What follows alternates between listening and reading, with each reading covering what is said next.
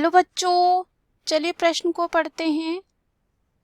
उच्च पादपों में हरित लवक के स्ट्रोमा में उपस्थित होते हैं। पहला है प्रकाश स्वतंत्र अभिक्रिया के एंजाइम, दूसरा है प्रकाश निर्भर अभिक्रिया के एंजाइम, तीसरा है राइबोसोम, चौथा है पर्णहरिम। तो आइए देखते हैं इस प्रश्न का हल क्या होगा।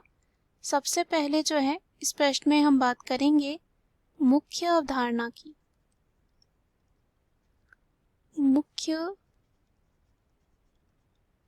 अवधारणा की बात करते हैं तो हो जाएगा हरित लवक।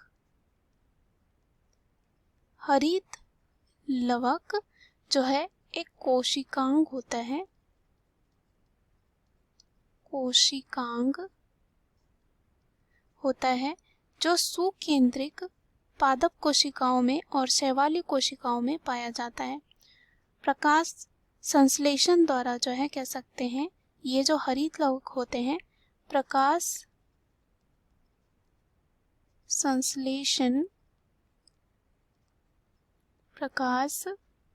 संश्लेषण द्वारा जो है क्या करते हैं, प्रकाश ऊर्जा को बदल देते हैं, रासायनिक ऊर्जा में परिवर्तित कर देते हैं।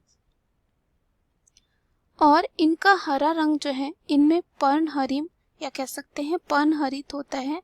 और पर्णहरित रसायन के होने के कारण होता है जो प्रकाश संश्लेषण में बहुत ज़्यादा ज़रूरी होता है। ऐसा माना जाता है कि नील हरित शैवाल नाम के जीवाणुओं से जो है हरित लवकों का विकास हुआ था। अब हम इनके संरचना की बात करते हैं। अगर हम इनके संरचना में चले तो इनमें जो है ये जो हरित लवक होता है दो भागों से जो है कह सकते हैं मिलकर बना हुआ होता है। एक होता है सीमा निर्धारक झिल्ली, दूसरा होता है स्ट्रोमा। तो यहाँ पे जो स्ट्रोमा होता है उसमें पाया जाता है हम कह सकते हैं ग्रेना। तो स्ट्रोमा में छोटे छोटे आकार के जो हैं कह सकते हैं पाए जाते हैं ग्रेना। और स्ट्रोमा में ही हम कह सकते हैं होता है पर्णहरिम।